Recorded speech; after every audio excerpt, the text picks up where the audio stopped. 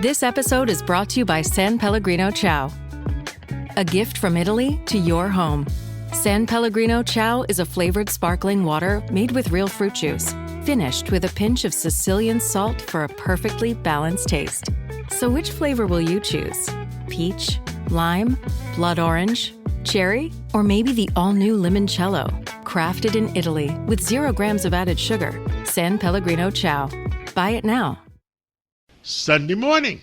Well, with us is Steve Cates, otherwise known as Dr. Sky, and to talk about what the heck is going on with up in the skies or down below the seas or whatever other mysteries we're going to talk about today. Well, good morning, John. Happy Sunday to you and the listeners. We'll go down deeper into the oceans because here's something fascinating. We're hearing about the destruction of the rainforest, which is a serious concern. But, John, the oceans produce half of the Earth's oxygen, not necessarily the rainforest, by something called photosynthesis. We all learned about that in school. But more importantly, why and how this is happening, in the ocean, there are these marine algae called phytoplankton. And they're so abundant that if you took a small teaspoon of that out of seawater, you could have millions of them. So the important part here, John, on Sunday morning is that the oceans, obviously, are so critical to so many factors on the Earth. Even though the Earth has a regenerative system, as many we know from extinctions, the mystery of the oceans, they continue to surprise us. Amazing stuff. Well, down in the oceans, people have made comments that we've explored the moon more so than what's down in the bottom of the oceans. And right. One of the things that they talk about is the possibility, and we don't know these UFOs that we're talking about, UPOs, UFOs, whatever you want to call them. Well, there's speculation maybe they come from down deep in the oceans. This is very true, John. It's amazing. And we don't really know because we really don't know what's down there because, I guess it's going to take time and we'll eventually find out. I hope so. And we'll continue on that theme, John. Here's something in the geologic world that is a relatively new finding. There are 2 large continent-sized structures that sit beneath the Earth's mantle. They're named Tuzo and Jason after these 2 different geologists, one of them under the Pacific Ocean and one of them near Africa and the Atlantic Ocean. It's incredible. They're 1,800 miles long. You have to go slowly on that so I can understand it. Underneath the Pacific, there's another continent underneath the Atlantic, at the Pacific Ocean, that may have been a continent above the ocean at one time?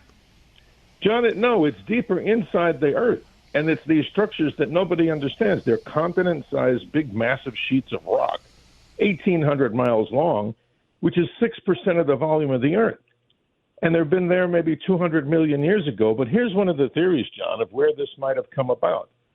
Many people believe that the ocean, which helped to produce, no, not the moon. We thought in school that the moon came out of the Pacific Ocean. There was a planet-sized object, maybe the size of Mars, that allegedly struck the Earth.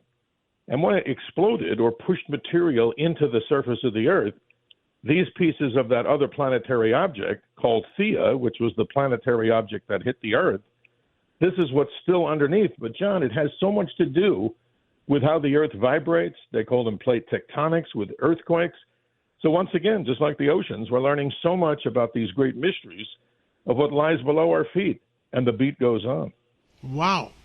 Okay. Incredible. What else? Well, we got something else. We're celebrating an anniversary that many people may not even know about. On June 30th, 1908, some 118 years ago, one of the largest asteroid or / comet nuclei explosions in history. It occurred over the northern part of Siberia. In history, it's known as the Tunguska event. Well, what maybe happened there, John, is that a small asteroid, maybe a couple of 100 feet, or it might have been the nucleus of a comet, it laid down. It didn't actually hit the Earth. It exploded maybe about 7 or 8 miles above the Earth, and it leveled an area the size of Connecticut, and it wasn't really discovered until around the 1920s. But if it happened, John, about a half hour earlier, and this is interesting, it might have hit directly over London, England. So maybe luck is on our side. Nobody really understands the Tunguska event, a totally amazing, like a nuclear blast from space, giving us an indication that even small asteroids, even if they don't slam into the ground, are concerned for causation, because look at the damage they do, just like detonating a nuclear weapon, some say between 3 and 50 megatons. Nobody's really heard about this because back then, in the year 1908, we didn't have, of course, the great technology of communications. But it is a fact, and it's an amazing story. Absolutely. Right now, if somebody, if there's a fire in Tokyo, we know about it 30 seconds later in New York. I mean, right. Absolutely. That's it. Well, Steve Cates, Dr. Sky, I also enjoy listening to you every Saturday morning from midnight, Friday night till 2 a.m. Saturday morning, and every Sunday morning from midnight, Saturday night to 2 o'clock Sunday morning. And keep it going, and people enjoy your shows, and I enjoy your shows, and we'll talk again real soon.